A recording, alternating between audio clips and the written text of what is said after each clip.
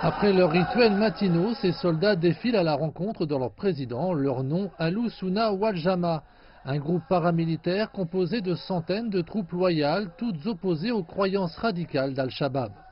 Ces forces ont fait des progrès remarquables sur le terrain en s'emparant du vaste territoire situé au centre de la Somalie des mains du groupe terroriste. Aujourd'hui, elles prêtent allégeance au président somalien Mohamed Abdullahi Farmajo qui s'est engagé à renforcer leurs capacités.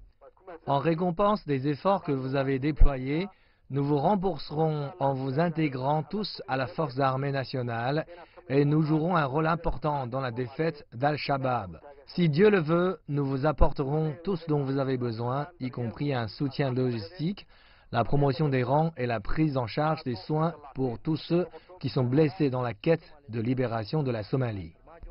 Dans une démonstration de force, les forces défilent dans la ville centrale de Dousamarib en Somalie. Ce sont ces mêmes forces qui, il y a environ 10 ans, reprenaient cette ville au joug d'Al-Shabaab, repoussant toutes sortes d'attaques depuis lors. Ce sont les premières forces somaliennes formées localement qui ont réussi à combattre et à maîtriser le groupe militant Al-Shabaab. Le gouvernement veut les intégrer dans l'armée nationale afin de renforcer sa force dans la lutte contre le groupe militant. Ce sont les premières forces somaliennes formées localement qui ont réussi à combattre et à maîtriser le groupe militant Al-Shabaab. Le gouvernement veut les intégrer dans l'armée nationale afin de renforcer sa force dans la lutte contre le groupe militant. Ahlu Sunna rejoint aujourd'hui les rangs du Galmudug, un État régional du centre de la Somalie. Le gouvernement a amené les deux parties à un accord qui verra entre autres l'inclusion des membres du groupe au sein du gouvernement régional. Khalif Abdulkadir Malim Nour est l'ancien commandant du groupe militaire d'Ahlu Sunna. Il est maintenant ministre d'État du bureau du président.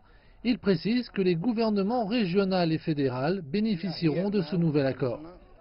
Nous sommes ici avec Ahlu Sunna et Galmudug unis et j'espère que si cela est mis en œuvre, la force que nous avons dans ce domaine pourra libérer tout le pays et pas seulement cette région. Ce sont des forces très fortes, elles sont connues pour ça. Elles sont les seules forces des zones libérées de la Somalie où l'AMISOM n'est pas présente. C'est une bataille idéologique pour la survie.